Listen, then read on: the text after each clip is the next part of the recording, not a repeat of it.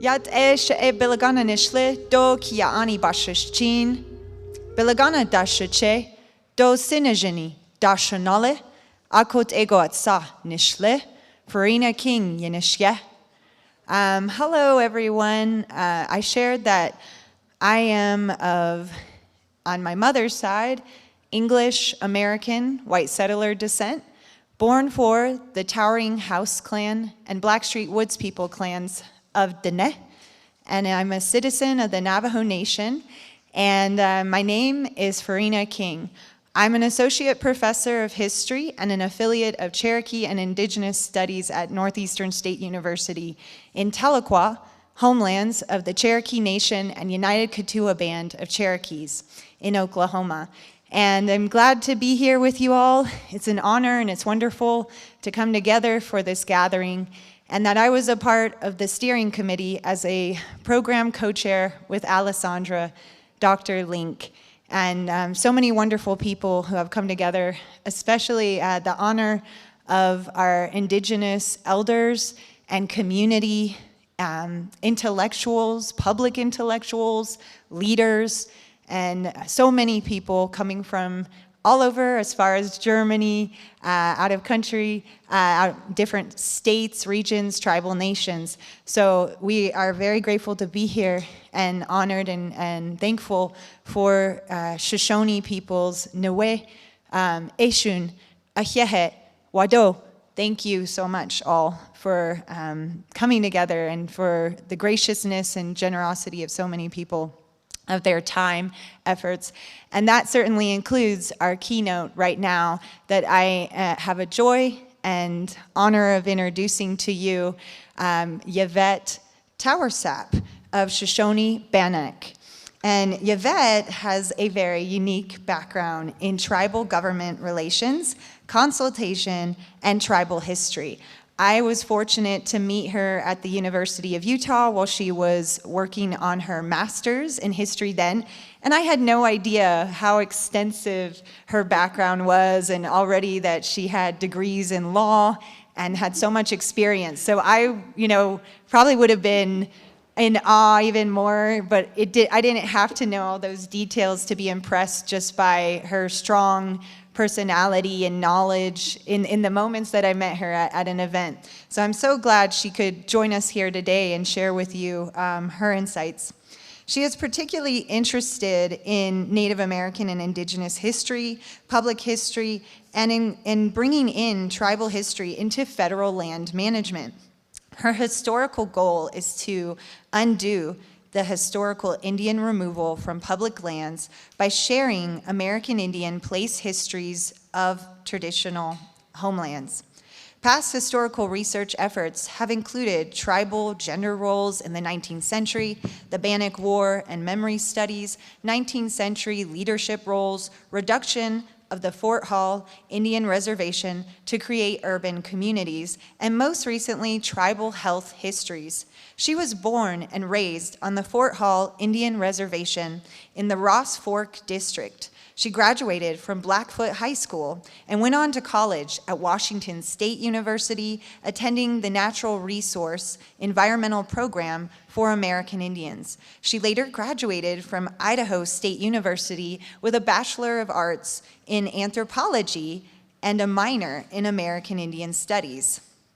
Yvette studied law at Vermont Law School in 1998 to 2000. I didn't know that, and I was at Dartmouth, so I got to visit Vermont Law and am really impressed by their program. And she earned a Master of Studies in Environmental Law. She received a Master of Arts, as I mentioned. She finished on in history at the University of Utah in 2019, along with certificates in public history and historic preservation. Yvette has received numerous awards and scholarships, including from the Utah Division of State History, Board of State History, the Nick, I might blotch this name, Yenguich Memorial Editor's Choice Award for her article, quote, public lands and American Indians' traditional use and off-reservation treaty rights that the Utah Historical Quarterly published in spring 2020. And I'll say that is awesome. Right, Utah history, Yvette. All right. Eva, and she also received the Eva Tulane Watt Scholarship Award through the Southwest Oral History Association that I've been involved in, and that was in 2019. And the Cobell Scholarship for graduate students from the American Indian Graduate Center, which is such a wonderful center. Encourage your Native American and Indigenous students in graduate studies. And the Floyd O'Neill Fellowship in Western American Studies, named after the incredible historian at the University of Utah. The University of Utah History Department Scholarship, the First Nations Environmental Law Scholarship for Vermont Law School, and scholarships from the American Indian Science and Engineering Society, ASIS, another great organization. So you can tell she is well connected and really honored in all these groups. And the American Association of University Women, the Idaho Archaeological Society Scholarship, J.R. Simplet Scholarship, and Idaho At-Risk Scholarship. But I'm not done yet. There's one other thing I have to mention about Yvette. She is currently a policy analyst for the Shoshone-Bannock Tribes in Fort Hall. And that is some hard work and very important work. So it's wonderful, to have her here with us to hear from her experiences, insights, research, as she has worked with her people, sovereignty, community, peoplehood, how important memory and history is in all that, helping them to be able to represent themselves to the world, to the United States, and that in so many different areas, K through 12 education and higher education, natural resources management, or different appropriations, all these kind of big words in policy analysis and these aspects. So it's really incredible work that she's doing, and we're so happy and excited to hear from her today. I don't know how to say thank you. And Shoshone, is it Ashun? Ashun. Thank you. I have to learn. All right, so thank you all, and without further ado, Yvette, let's give her a hand. Thank you. My apologies. Thank you. I am grateful and I'm happy to be here. First off, I want to thank the organizers for inviting me. Thank you for setting up this rather interesting, unique conference. I'm really honored to be here, and that was a pretty extensive introduction. So, so I wanted to, I'm just going to jump right into my presentation.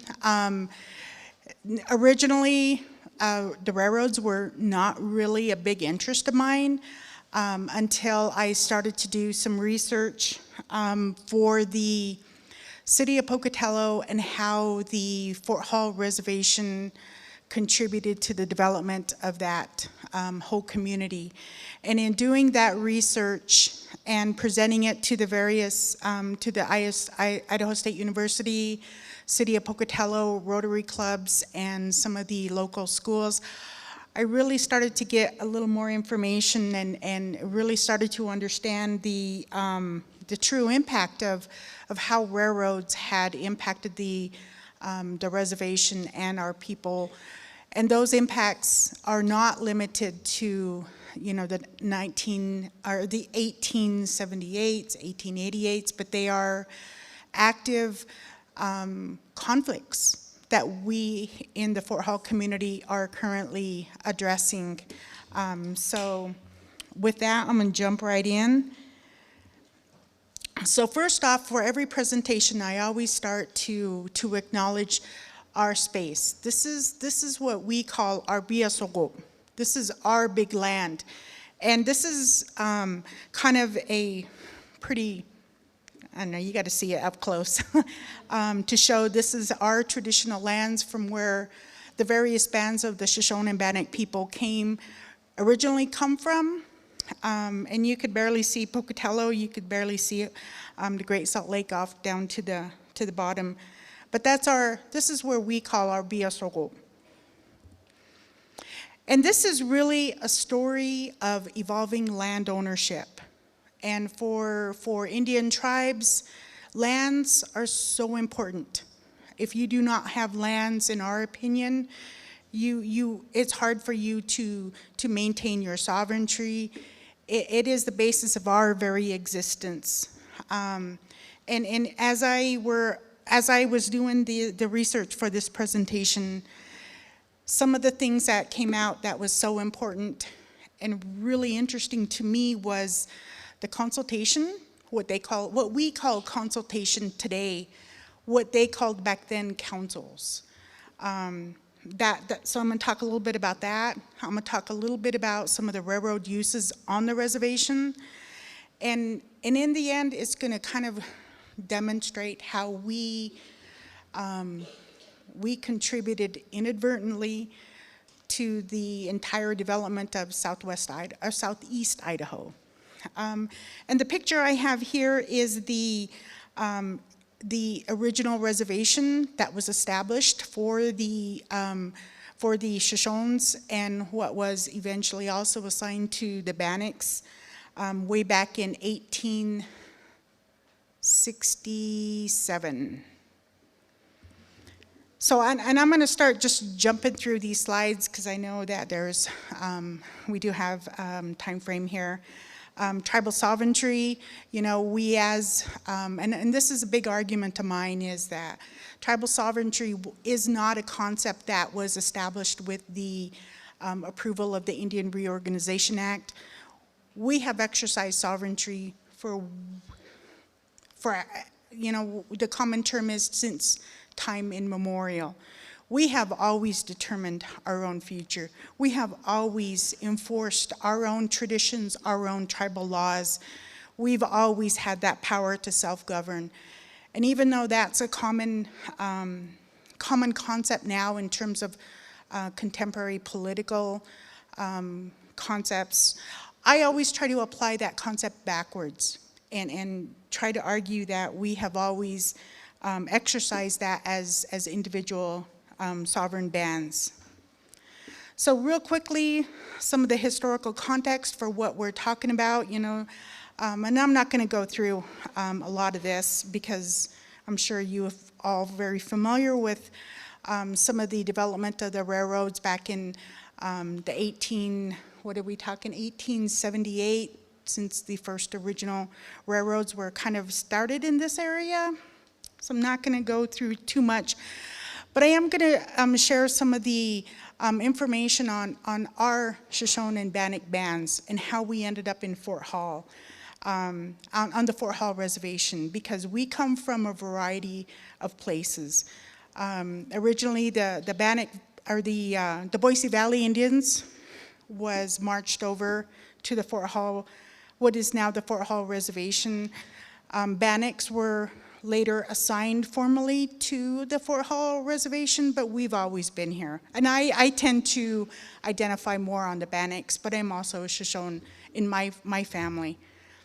And later in 1907, the Agadikas, who originally came from the central Idaho area, was basically evicted from their reservation in central Idaho and was also moved over to the Fort Hall Reservation. So within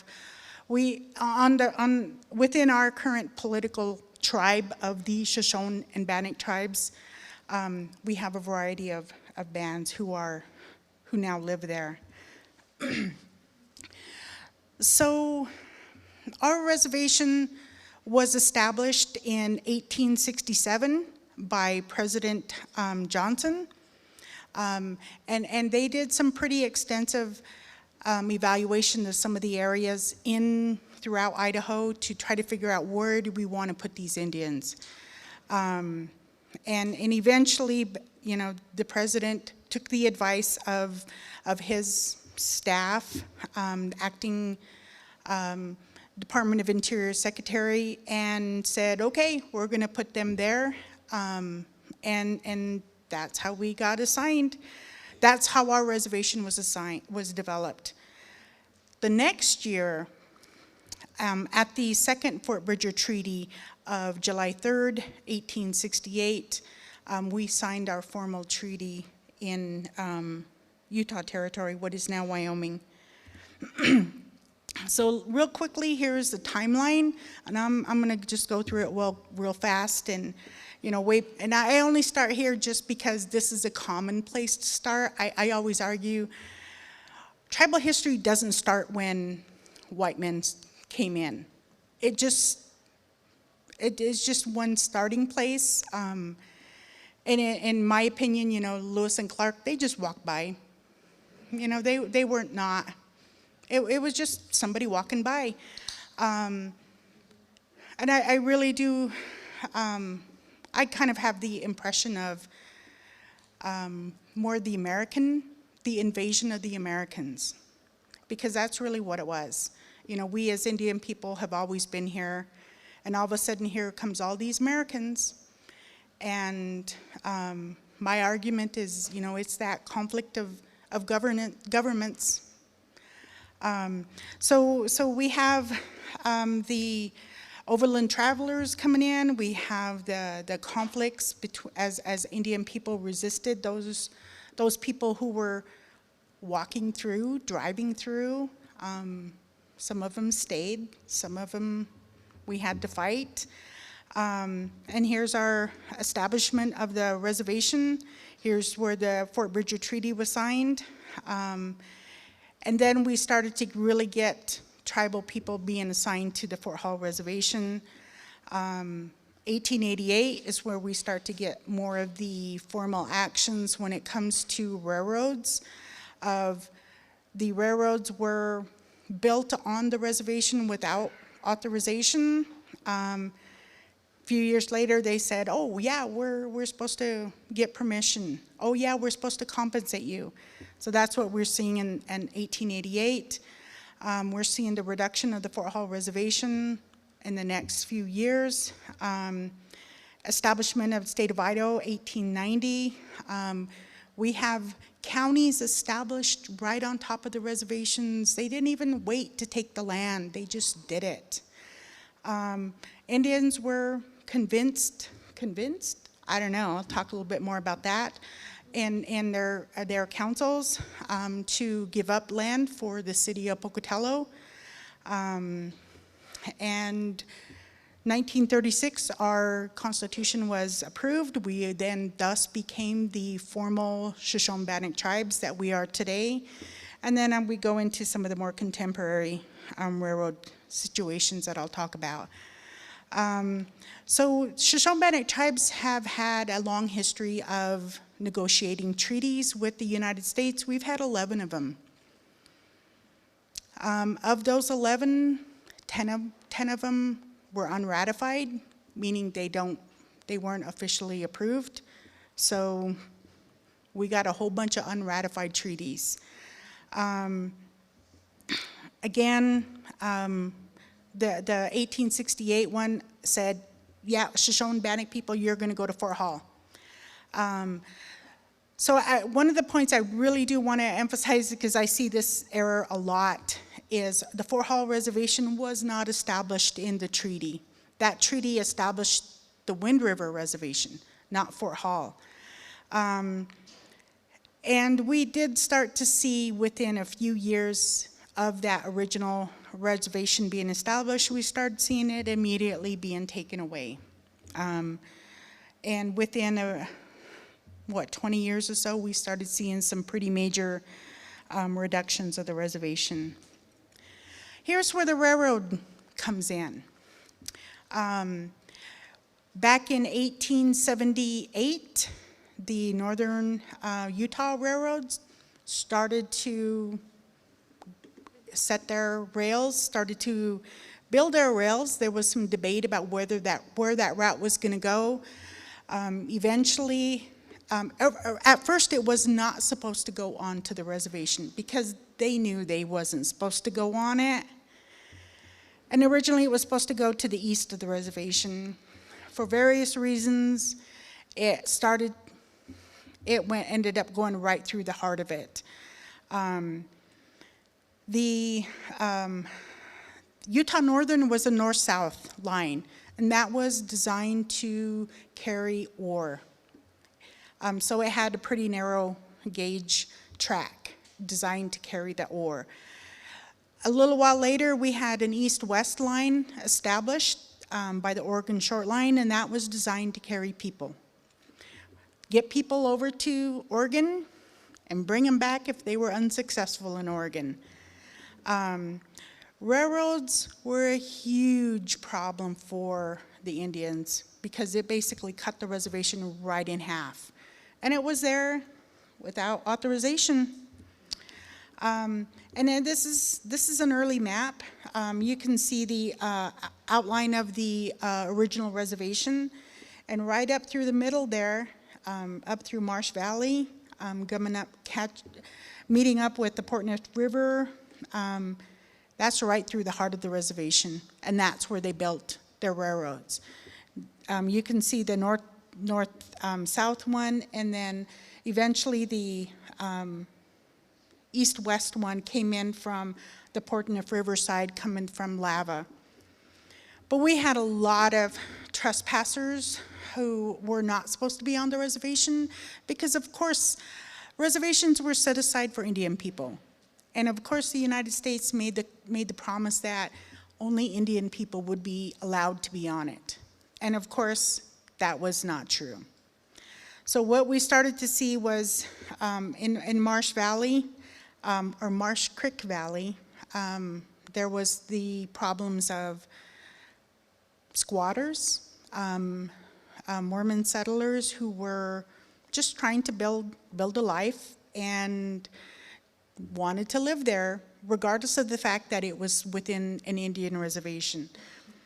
Right after them was the stagecoach companies. That was an early form of transportation. Right after them came the freighters, and then the railroads. All of them were there illegally. So, because we had such a lot of people who were there illegally, their goal was to make it legal. And so a whole bunch of people reached out to the United States saying, why do the Indians need so much land? And so the Indian agent and his boss were told, go talk to the Indians to get their land. So it's kind of interesting. This is to me became the more interesting part because it's consultation, councils. So I found some really interesting documents, the notes of these three councils, and it was really interesting. The first one in July 2 of 1881 was specifically to get the permission of the Indians to do a survey for the reservation, or for the railroads. That was it. And back then, remember, we had two tribes there, Shoshone-Bannock people, and so they got them all together, and they, kind of a short council as they sought to get permission to just do a survey. Only a couple of weeks later, they came back because they had the survey already done. So then they were there to talk about not just doing a survey, but we want permission to do a railroad, to actually build a railroad. And then later, a few years later, in 1887, they came back to get more land because they didn't get the right-of-way, and now they wanted land for the Pocatello town site. So let's get into that for a little more information. So on July 2nd, the two negotiators, the Indian agent Peter Gallagher and his boss, I can't remember his name, I think it was McCormick. They had a really, whoever was that took their notes was really good. I mean, they or at least, okay, so remember, this is, you got English speaking government negotiators talking to two other tribes who spoke two different languages. And Bannock and Shoshone are two different languages. Even though Bannock and Shoshone speakers are real strong allies, we also have our differences with each other. Sometimes Bannocks understand Shoshone, sometimes Shoshones don't understand Bannock. So you got a trilingual conversation going on at this council. And so it's kind of interesting to see how these meeting notes only documented exactly word for word what the government negotiators said. And then when it came to, what did the Indians say? Some of it was good, but then some of it was like, and the Indians talked a long time. And I was like, okay, that's the part I want to know. I want to know, what did the Indians say? Then it talked about how the Indians laughed, and they talked to each other and they laughed. And it documented the negotiators saying, wow, it's really good that you guys are all in a good mood. So it was kind of an interesting conversation, I guess. But the way they stated in the notes was, we come here to talk with you and find out whether you want the railroad company to build a road through your reservation. And it was kind of like, wow, this is kind of interesting how they set up this meeting. You know, and it was clearly designed, we want this. And so here were some of the issues that was brought up by the Indians. If the road goes through a white man's ranch, will that money be given to the Indians or to the white man? Because remember, the white people were not supposed to be there. And so the negotiators' response was, oh, but it would go to the Indians, of course, because we don't recognize the rights of white men on the reservation, because they're not supposed to be there. And they also, this is what the government negotiators said, oh, no, this is what the Indians told the government when they were still trying to get their surveys. Well, you must recognize that not all Indians are here today, but the next time we can get more Indians here. And I thought that was interesting, because these, the notes were saying the majority of Indians were there. But here's where we're saying the Indians are saying only some of us are here. But those some of us apparently were enough for the white people that they took their word as good enough. You guys approve. So, and this was the funny part, I thought, was, I will tell the great white father what good Indians you are. And knowing that you are good Indians, that I thought that you would consent to the road being built. So this is how the whole meeting was set up, was to convince the Indians that you're going to do what I want you to do. And the whole freaking meeting was like that. It was like, wow, this is crazy. But one of the things that they brought up was, we want to ride on the railroad. And we want our young men to ride on the railroad when I want. So that, and the meeting notes reflected that the other Indians laughed at that. Because one elder said that he wants to ride the railroads. And they thought it was funny. And that's where the negotiators said, well, I'm glad you guys are all in a good mood. They were laughing at that guy. But anyway, so some of the other things that was said, and this is where you started to really see the conflict between the Bannocks and the Shoshones. Where the Bannocks said, we don't agree to this. And those guys don't speak for us. So in the end, in the conclusion of the meetings, they're saying, all the Indians consent. And I'm like, but you just ignored all these times, and I'm going to share with you what some of the things that the Indians were concerned about. But I also thought it was showing that the white people lied to the Indians, and the Indians were bringing it out. They were pointing it out. They were saying, you told us that this land was going to be ours forever. Now you want us to give it up? So all of that was just ignored in the formal agreements and everything. But they also tried to negotiate. And they tried to say, well, we don't want you guys to stop every 10 miles because they needed the water for the steam engines. And they said, well, you guys are going to cheat us. We don't want that many. You guys can only have a few. That part was ignored. So they were trying to negotiate, but their negotiations went nowhere because it wasn't what the government negotiators wanted. So they went back and said, okay, well, Indians consent. So a few years later, on May 27 they came back because now they wanted more land. They wanted to, the railroads needed more land because they were already expanding off their approved lands. And plus the railroads didn't pay for it. So again, picking up in that conversation between Shoshone-Bannocks and the government negotiators, the Shoshones said an acknowledgement that the Bannocks had been there longer. The Bannocks have more rights to this land than the Shoshone, so they're going to speak first. So, you know, there was some respect there, some efforts there between the tribes.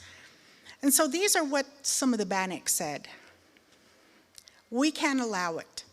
This is my old home and land. I thought that was interesting. This is my old home. Not just my new home because I got forced here, but this is where I've always been. Another guy said, we do not have more land than we need because we need the land to plow. So, you know, he's recognizing that they're trying to make them farmers. Another guy said, we Bannocks have first right to this land and we want to stay on it. I like this land because I have a lot of children to run over it, and this land is too small for me. Another guy said, we don't want to sell everything. Another guy said, God give us this land, and that is the reason I want my land. And it makes us feel bad when you ask us about it. So this is what was really said. And it was even in the notes. Here's the concerns of the Shoshones. We Indians like this land, and we do not like to hear the white men talking about buying it. Another guy said, General Gardner said the first treaty they made would remain the same and would never change. They told us that our agent would look out for us Indians to protect our rights. I thought then they told me not to let too many whites live in Pocatello, and that it was going to be that way forever. Another guy asked, if we back out about selling the land at Pocatello, would it make any difference to the government? So these Indians were talking, they were putting their positions out, they were recognizing that they weren't really being heard. So the government says, and this is the funny part, I thought, and my friends, you must look at things with another pair of eyes than in the past. You are living in an age of progress. The buffalo, deer, and elk are all gone. You have the land, but you cannot eat it. It is your duty to place yourself in a position to sell the land. And so their big question was, how much do you want? And their offer was initially $7 an acre. The Indians said, no, we want 8. And then he goes on to tell them, you guys have too much land. What are you going to do with it? And then, this is the part I thought was pretty sarcastic. What are you wise men going to do with so much land? So, you know, clearly they were trying to convince them to do what they wanted.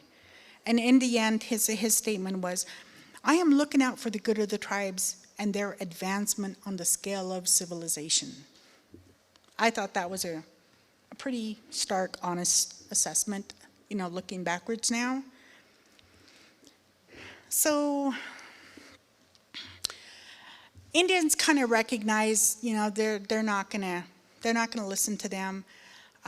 So they kind of started to express their concerns about whether or not they would be allowed to go into the city of Pocatello. They were told, yeah, you can still go there, because back then, if you wanted to go hunt, you had to get a pass to be off reservation. So this was why they were asking. They also did not want liquor to be sold to Indians in the city of Pocatello, because they were this is the wild, wild west back then. And it was truly wild. But they recognized that liquor was not a good thing for their own people. And then going back to the free rides, a different old man asked, will the railroad company let the Indians ride on the freight trains and have the brakemen stop wherever they want to get off? And will you let us go to Boise? Will you let us go to Wind River? And they said, yeah, but we can't stop the trains, but we can slow down. And that was shocking. I was like, wow. And that was their real response, was that we have time to keep, but we can slow down for you, and you can jump on or you can jump off. So, yeah, that was kind of interesting. In the end, 311 Indians signed their memorandum of agreement to sell the Pocatello town site and to negotiate the right-of-ways through the reservation.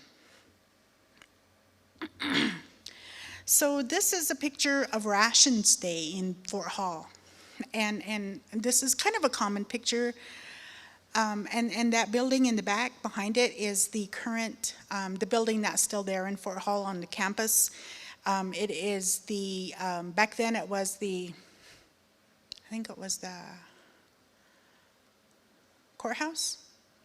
It later was used for the post office, but it's a building that's still there.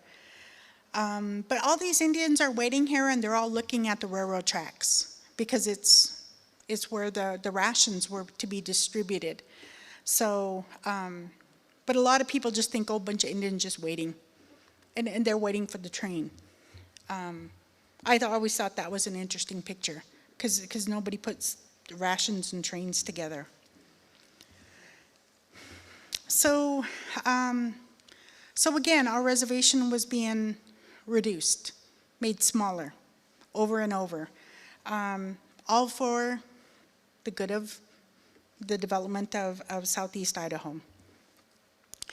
So the city of Pocatello was truly shaped by railroads, and you can see the railroads are kind of at a diagonal, and you can see where the original town site, the plat, was developed, and you can see where it's, I mean, you can't really see it so well now, but the current street designs are different outside of that, because it's not designed around the railroads anymore. So what was interesting, though, was the trespass of the people who were there illegally, because remember, the railroads had their width for approval for the right-of-way. Then in Pocatello, they had another smaller little, I think it's like 200 acres. And the railroad was authorizing people to build structures without authorization. And the Indian agent, Peter Gallagher, was frantic of trying to enforce trespass. And the people knew they shouldn't be building on the reservation. And they did it anyway. Indian police would come in and literally tear down their buildings, sometimes in the same day that they were put up. It even got to the, and I'll go a little bit more, but the Indians knew exactly where the end of their reservation ended. And if you built your house right on the border, the Indians knew which room was on the reservation. And you know, the owners of the home would always have to be careful to make sure to lock the back door, because the back door was the door on the side of the reservation, and Indians would go in and help themselves to food.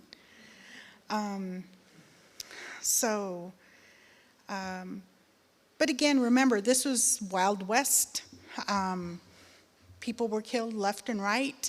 I know in my own family, I have, every Memorial Day, I take care of the grave of a family member who was killed simply for the crime of looking into a window when he was in the town site. He was killed and nobody did anything about it. So, pretty crazy, lawless world back then. So, the Indian agent, he was pretty busy. For years he was busy because he was authorized to enforce not just the destruction and removal of illegal structures and buildings. He was also authorized to jail people. They didn't like that. They didn't like the fact that Indian police were coming in and arresting white people. The Indian agent had, and this is kind of the interesting change in technology, because all of a sudden in the record there's telegraphs of where the Indian agent was frantically wiring his superiors, asking for direction. What do I do with all these trespassers? It's kind of interesting. But yeah, he was frantically trying to protect and uphold the restrictions of white people on the reservation, off the reservation. So, the Utah Northern did eventually pay their delinquent right-of-way fees, and the Treasury was the one who received the money on behalf of the tribes. But I thought it was interesting because in this case, it was a situation of landowners paying for their own sale of their land. They paid for the cost to survey the land. They paid for the cost to appraise their land. They paid for the cost of publication to the public that land is available. And then they even had an et cetera. They had this weird miscellaneous expense, so you could just throw anything in there. And the Indians paid for it. Later on, and I was talking to our tribal attorney about this, and he goes, it was crazy. He goes, the Indians didn't even receive that right-of-way money. It got sent to the Treasury, and in all of their wisdom, they decided to use that money to reimburse them for the costs of what they were supposed to provide to the Indians. So we didn't even get the money. Later on, they used that to provide farming implements, even material for clothes. That all came out of that money. So we paid for our own stuff. Even the cost of what they called a school plant, came from monies that was due to us from land sales. This is crazy. Another town site that was established was the Fort Hall town site. It's a lot smaller, and I actually live there now.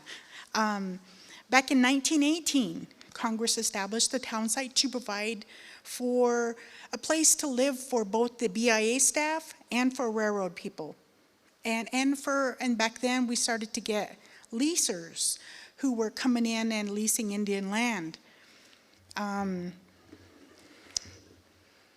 Back then, again, still a pretty wild place. They had pool halls, dance halls, and bad soft drink establishments. Apparently that was bad. So now we have this little piece of, and this is our not unincorporated town within the reservation today.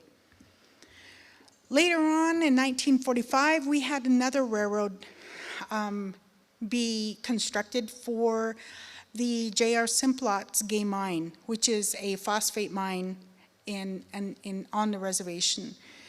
And the BIA issued leases to the J.R. Simplot and later the FMC company for the extraction, transportation, and processing of phosphate ore.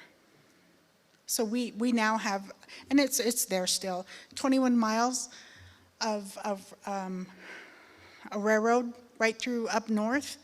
Actually, it's from Fort Hall going straight east.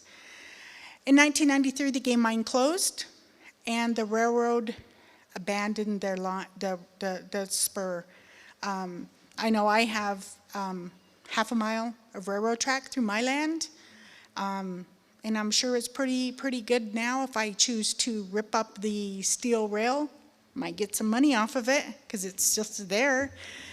But we do have some environmental concerns from the contamination of selenium from the ore. Another recent situation that occurred on railroads was in 1995 when the tribes blocked nuclear shipments to the INL, the Idaho National Lab, who deals with nuclear waste. When they determined that they were going to increase nuclear transportation through the reservation without consulting the tribes said baloney and ordered their chief of police to park his car right over the crossing as they were coming onto the reservation just outside of Pocatello. And they blocked it for 6 hours, but they got their point across. They did bring the U.S. Navy and DOE back to the table and negotiated with the tribes to get their approval to go through the reservation. I thought that was a great picture. And the more recent thing is with the changes of railroads where we don't have the steam engines anymore, we have diesel, they didn't need all of their water supplies. And then when the digital age came to the railroads, they didn't need so many people. So the 1888 right-of-way and all the associated lands and equipments that came with it, they don't need it anymore. And in accordance with that right-of-way, in that formal act, it says, and when any portion thereof shall cease to be used, such portion shall revert to the tribes. And so we called them on it. And, you know, the city of Pocatello has a pretty extensive railroad facility, and we called them on it. We also called them on the fact that they have the city Pocatello Creek, and I think it's City Creek, who also had, they had right-of-ways too, and we want that land back. So since 2006, there has been ongoing efforts to work with the Department of Interior and Department of Justice to regain that land in accordance with what the Congress agreed to back in 1888. That's an ongoing issue. That's all I can say about it because it's an active case. So hopefully we'll get some, we'll get positive response from the Biden administration. So we're holding off on that.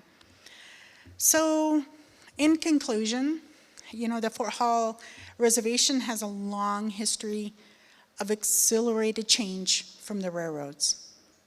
And again, you know, I kind of found it interesting to look back at the passive-aggressive nature of the tribal negotiations, tribal councils back then. But I I can't emphasize that we contributed to the development of the city of Pocatello, the city of Income, McCammon, Downey, even Lava, because all of those communities were originally within the reservation, and all of them were sliced off and given away. So with that, you know, I really do want to encourage you all to continue learning about the history of the tribes and how we were impacted and how we exerted our own actions and how we attempted to retain our sovereignty. So with that, if you have any questions.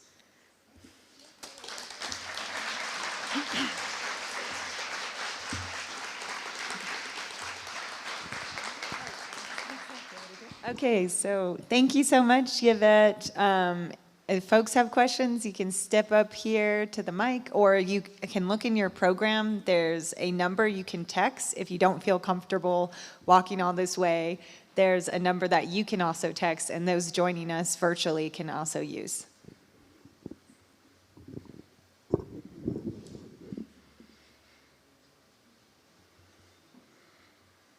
Hi, thank you very much for your presentation.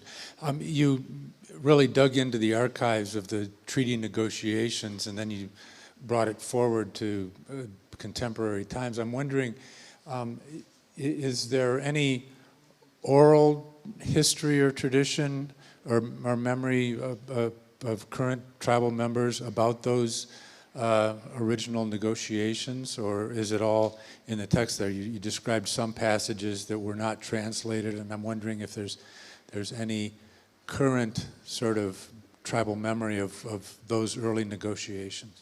So what we talked about, what I talked about was not necessarily the negotiations of the treaties. It was negotiations for the right-of-way and the Pocatello town site.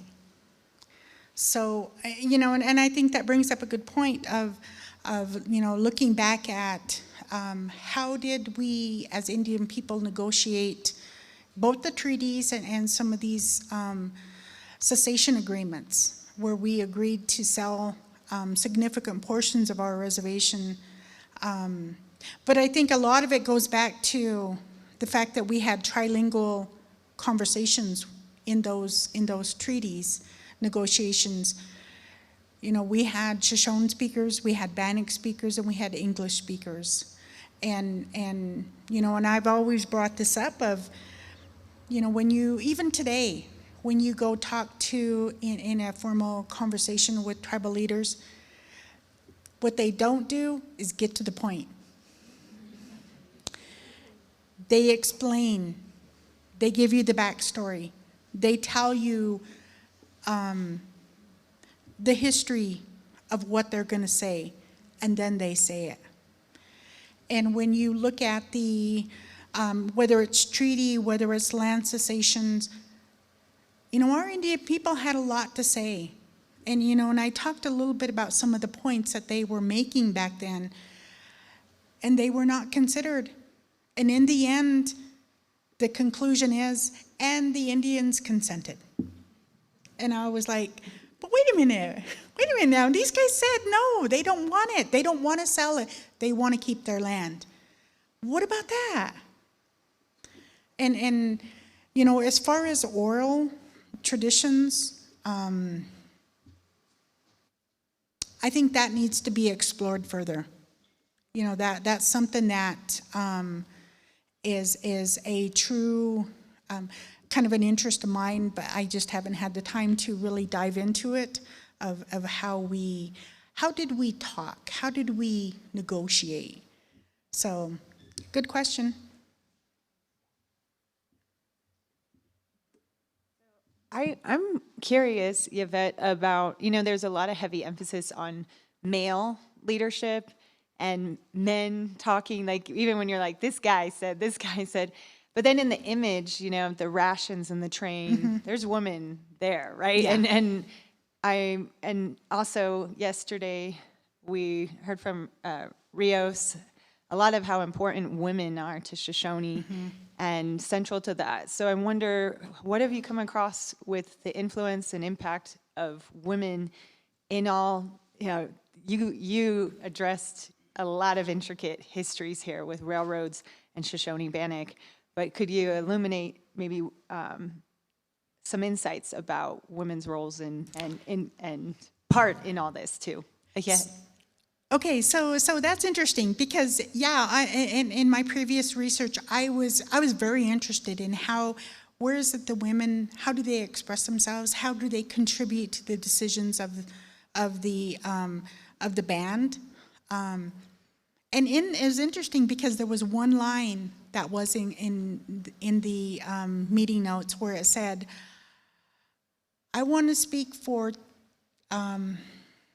Who was it? I don't remember if it was Tegia or Taihi's, his old wife. She wants to stay in the land that she was because her kids are there. So there was one reference to what the women wanted, and they did speak for her. And they did speak for children. So it was just not really, and again, it makes me wonder, what did they really say?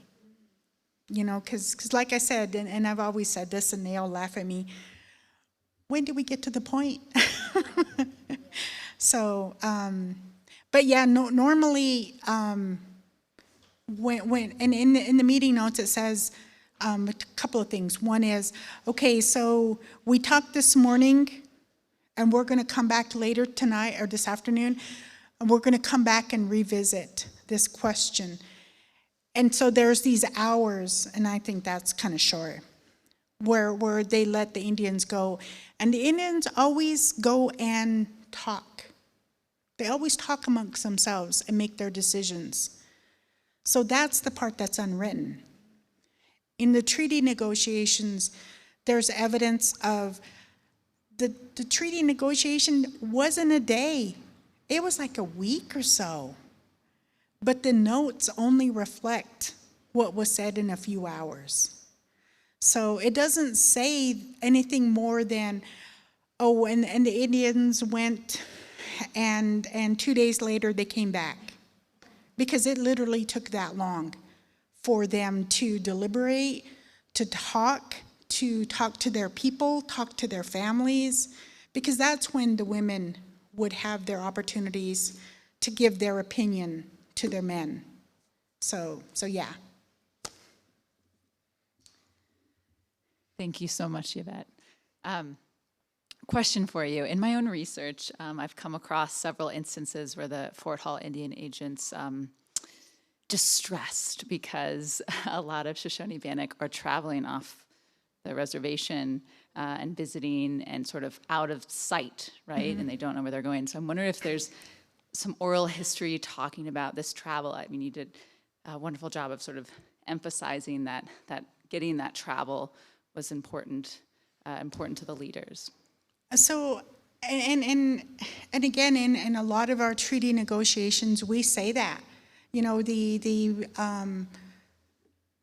Camas Prairie, in our negotiations, our Bannock leader said, I want that right to go back to Camas Prairie. I want the right to go fish. I want the right to go hunt buffalo.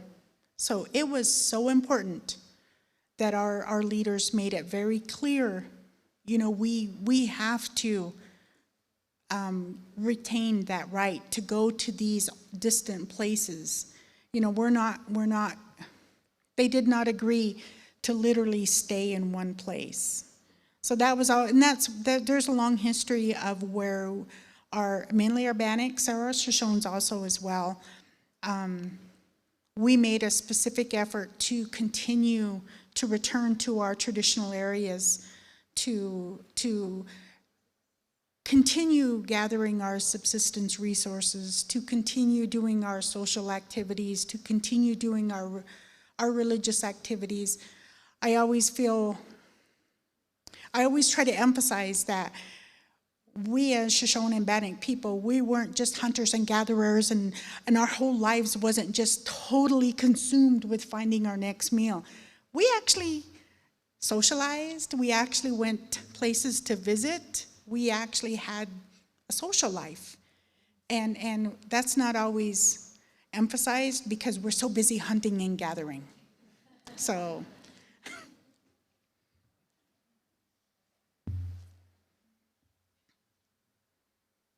Thank you again so much, Yvette. I think we now have to wrap up. So let's give her another hand for answering these questions. Thank you.